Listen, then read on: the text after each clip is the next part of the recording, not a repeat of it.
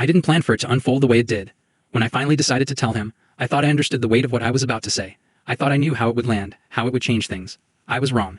We've been married over 10 years, 2 kids, a life that from the outside, and honestly, even from inside for a long time, looked solid. The first few years felt easy, natural, like we were exactly where we were supposed to be. At least, that's what I believed. Then one night, I saw a message on his phone. It wasn't obvious, nothing explicit, just something in the tone. A softness that didn't belong to me, a familiarity that made my chest tighten before I even finished reading it. I asked him about it. He brushed it off instantly, said it was nothing, no meaning behind it, and I let it go. Not because I believed him completely, but because I wanted to. But it didn't stop. Over the next couple of years, it kept happening. Small moments, notifications at the wrong time, glimpses of her name, conversations that ended too quickly when I walked into the room. Every time, it turned into a fight. The same fight. I'd push, he'd deny. I'd say it felt wrong. He'd say I was overthinking.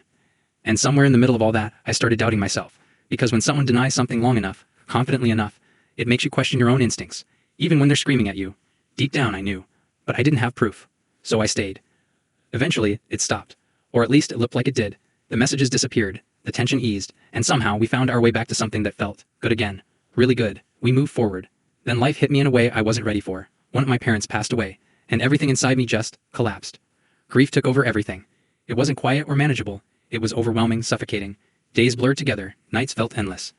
And through all of it, he was there. Steady, present, gentle in a way I needed more than I could admit. He held me together when I couldn't do it myself.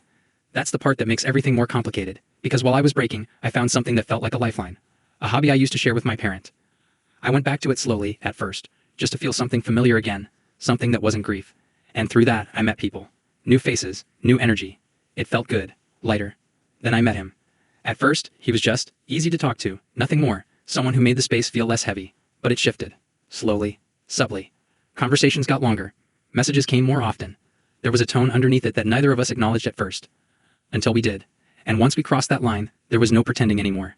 It never became physical, not in person. But it didn't stay innocent either. Messages turned into something more intense, more personal, late-night conversations that felt like they existed outside of my real life. I let myself get pulled into it. For a couple of months, I lived in that space. And then the guilt hit. Hard. It didn't creep in, it crashed. Every message started to feel wrong. Every moment felt heavier. I couldn't ignore it anymore. So I ended it. Completely. Cut it off. But the damage didn't go with it. It stayed. And it got worse. For months, I carried it around like something I couldn't set down. I hated myself for it. For letting it happen. For not stopping sooner. I couldn't look at myself the same way. And the thought of telling him?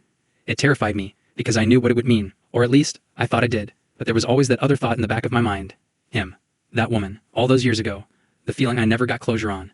And somehow, those two things tangled together. So I made a decision. If I was going to confess, I needed the truth first. I brought it up casually.